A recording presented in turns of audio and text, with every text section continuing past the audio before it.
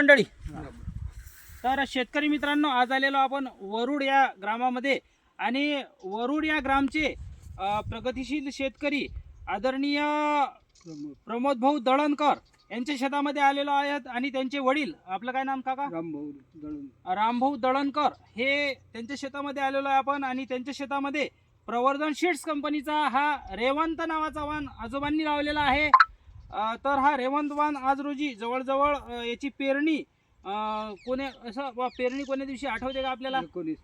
19 जूनला पेरणी केलेली आहे आणि 19 जूनला पेरणी केल्यानंतर आज रोजी आपण 5 नोव्हेंबरला त्यांच्या शेतात आपण एक व्हिजिट दिलेली आहे आणि आपण शेतामध्ये प्रवर्धन सीडचा आणा समोर कॅमेरा, प्रवर्धन सीडचा हा रेवंत वाण आहे। याला बोंड किती पक्के झालेले असतील आबाजी? या झाडाला किती बोंड असतील एका झाडाला सरासरी?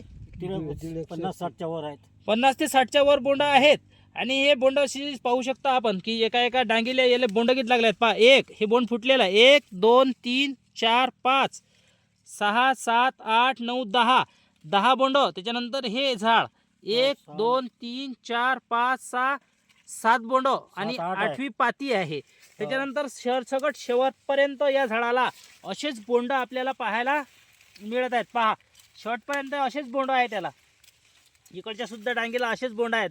बोंडाईचे गुचके इथं लागलेले आहेत। 7 8 8 10 7 8 8 10 7 ते 8 बोंड या झाडाला आपण सरासरी पाहत आहोत। 50 ते 60 शेंड्यापर्यंत पहा, या झाडाचा शेंडा पहा, शेंड्यापर्यंत बोंडांची सिरीज, हे पहा शेंड्यापर्यंत बोंडांची सिरीज आपण पाहत आहोत। आणि आज रोजी प्रवर्धन सीडचा हा वाण लावून आजोबा खरोखर तुम्ही समाधानी? हा चांगला वाटला तुम्हाला वाण? हो, खरोखर आजोबांना हा वाण चांगला वाटलेला आहे।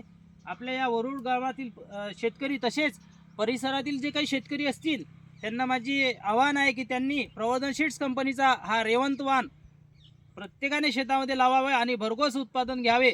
तसेच येणारा हंगाम आणि हा हंगाम सर्व शेतकरी मित्रांसाठी सुख समृद्धीचा आणि भरभराटीचा जावो अशी परमात्म्याच्या चरणी प्रार्थना करतो आणि थांबतो। धन्यवाद।